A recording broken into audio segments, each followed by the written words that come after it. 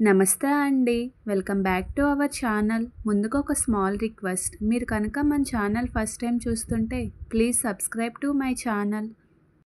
ఈ వీడియోలో అరుణాచలం టెంపుల్ గురించి చూద్దాం. మేము నైట్ 8:00కి అరుణాచలం టెంపుల్కి రీచ్ అయ్యాం. 9కి గిరి ప్రదక్షిణ స్టార్ట్ చేసాము. 5 అవర్స్ పట్టింది గిరి ప్రదక్షిణ మొత్తం కంప్లీట్ చేసేటప్పటికి.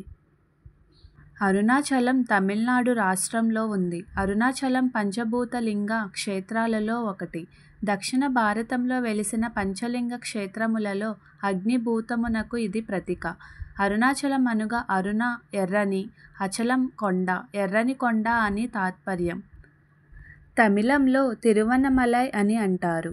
తిరు అనగా శ్రీ, అన్నమలై అనగా పెద్ద కొండ అని విశ్లేషణ. ఇది చాలా గొప్ప పుణ్యక్షేత్రం. అరుణాచలం వేద పురాణాలలో కొనియాడిన క్షేత్రం. అరుణాచలేశ్వర దేవాలయం శివాజ్ఞ చేత విశ్వకర్మచే నిర్మింపబడిందని, దాని చుట్టూ అరుణమనే పురం నిర్మింపబడినదని పురాణాలు తెలుపుతున్నాయి. అక్కడ జరగవలసిన పూజా విధానమంతా గౌతమ మహర్షి శివాజ్ఞ చేత ఏర్పాటు చేశారని స్కాంద పురాణాంతర్గతమైన అరుణాచల మహత్యం తెలుపుతుంది. ఇది శివుని 5 నివాసాలలో ఒకటిగా పరిగణించబడుతుంది. ఇది అగ్ని స్థలం యొక్క మూలానికి సూచిస్తుంది. ఇక్కడ కొండే దేవుని స్వరూపం. ఒక్కసారి బ్రహ్మ మరియు మహావిష్ణువుల మధ్య తమలో ఎవరు గొప్ప అనే వాదన జరిగింది. వారి అజ్ఞానాన్ని పోగొట్టడానికి పరమశివుడు కాంతి స్తంభం రూపంలో వారి ముందు ప్రత్యక్షమవుతాడు. అప్పుడు విష్ణువు వరాహ రూపాన్ని ధరించి ఆ స్తంభం యొక్క మొదలు కనుగొనడానికి బయలుదేరగా, బ్రహ్మ హంస రూపాన్ని ధరించి దాని చివరి భాగాన్ని చూడడానికి ఎత్తుకు ఎగిరిపోయెను. వీరిద్దరి జ్యోతి స్తంభానికి ఉన్న పరిమితిని కనుగొనక లేకపోయారు. పరమశివుడే పరమేశ్వరుని తెలిసి ఇద్దరు పూజించిరి. అనంత జ్యోతి రూపాన్ని కొండగా మార్చి శివుడు తనను తాను వెల్లడించెను. అదే తిరువన్నమలై అని పిలువబడే కొండ. అతను పూజ కోసం లింగ రూపాన్ని ధరించెను. ఇది లింగ ఉద్భవం జరిగిన ప్రదేశం. తమిళంలో అన్ను అంటే చేరుకోదగినది మరియు అన్న అంటే చేరుకోలేనిది. మలై అనే పదానికి కేవలం కొండ అని అర్థం. అన్నమలై అనే పేరు ఈ పురాణ కథ నుండి వచ్చింది. ఇక్కడ శివుడు ఒక కొండ రూపాన్ని తీసుకున్నాడు. ఇది అగ్నిస్తంభానికి ప్రతీక. దీని పరిమితులు బ్రహ్మ లేదా విష్ణువు చేరుకోలేదు. సంస్కృతంలో అరుణ అంటే ఎరుపు, అచల అంటే కొండ, అరుణాచలం అంటే ఎర్రని అగ్ని స్తంభం నుండి వెలువడిన కొండ అని అర్థం. ఆలయం గురించి ఆసక్తికరమైన విషయాలు. స్మరించుకున్నంత మాత్రముననే ముక్తిని ప్రసాదించే ప్రదేశం తిరువన్నమలై. ఇక్కడ కొండయే భగవంతుని స్వరూపము. కొండ ప్రదక్షిణ అనగా గిరి ప్రదక్షిణ చేయడం ఇక్కడ ఒక ప్రత్యేక పద్ధతి. కొండ చుట్టుకొలత 14 కిలోమీటర్లు. పౌర్ణమి రోజు ఈ కొండకు ప్రదక్షిణ చేయడం చాలా శ్రేయస్కరం. కొండ చుట్టూ 8 ప్రత్యేక లింగాలు 8 దిక్కులలో ఉన్నాయి.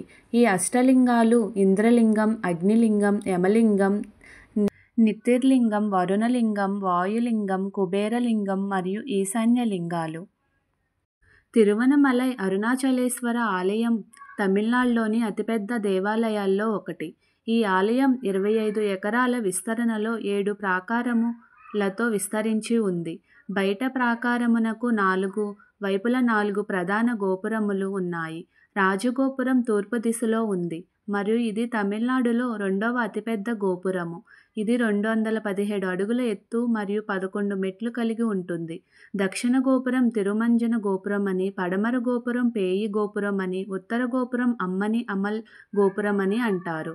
ఈ ఆలయంలో 5వ మరియు 4వ ప్రాకారముల మధ్య బయట ప్రాకారము వలె ప్రతి దిశలో 4 గోపురములు ఉన్నాయి మరియు 4వ మరియు 3వ ప్రాకారముల మధ్య ద్వారముగా తూర్పున కిలి గోపురం అని పిలువబడే ఒక గోపురం ఉన్నది. తూర్పు గోపురం రాజగోపురం ప్రత్యేకంగా నృత్యం మరియు ఇతర కళారూపాలను వర్ణించే అనేక శిల్పాలకు ప్రసిద్ధి చెందింది.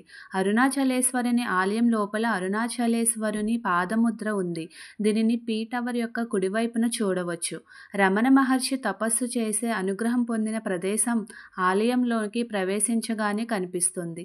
గిరి ప్రదక్షిణ ఎందుకంటే అరుణాచలేశ్వరుని జ్యోతిర్లింగ స్వరూపం కావడం వల్ల ఈ గిరి చుట్టూ ప్రదక్షిణ చేయడం వల్ల సాక్షాత్తు శివుని చుట్టూ ప్రదక్షిణం చేసినట్టునేనని చాలామంది నమ్మకం. అందుకే రమణ మహర్షి గిరి చుట్టూ ప్రదక్షిణ గురించి, దీని ప్రాముఖ్యత గురించి పదే పదే చెబుతూ ఉంటారు. ఎవరైతే పాదరక్షలు లేకుండా శివనామ స్మరణం చేస్తూ ప్రదక్షిణ చేస్తారో వారికి ఎంతో పుణ్యం దక్కుతుందని చాలామంది విశ్వాసం. అరుణాచల గిరి ప్రదక్షిణం చేసేవారికి మోక్షం లభిస్తుందని, కోరిన కోరికలన్నీ నెరవేరుతాయని చాలామంది నమ్ముతారు. మరీ ముఖ్యంగా పౌర్ణమి రోజు నిండు పున్నమి వెన్నెలో గిరి ప్రదక్షిణ చేయడం వల్ల జీవితంలో అనేక ప్రయోజనాలు కలుగుతాయని చాలామంది నమ్మకం. గిరి ప్రదక్షిణం చేసేవారు ఖచ్చితంగా పాదరక్షలు లేకుండా వెళ్ళాలి. బరువులు ఎక్కువగా ఉండే బ్యాగులను తీసుకెళ్లకండి. ఎందుకంటే గిరి ప్రదక్షిణ మొత్తం 14 కిలోమీటర్ల వరకు ఉంటుంది. పగటిపూట ప్రదక్షిణం చేయడం చాలా కష్టంగా ఉంటుంది. అందుకే ఉదయం 10 గంటల్లోపు గిరి ప్రదక్షిణ ముగించాలి. ఎక్కువ మంది పౌర్ణమి రోజే గిరి చుట్టూ ప్రదక్షిణ చేస్తారు. మిగిలిన భక్తులు ప్రతిరోజు గిరి ప్రదక్షిణ చేస్తారు.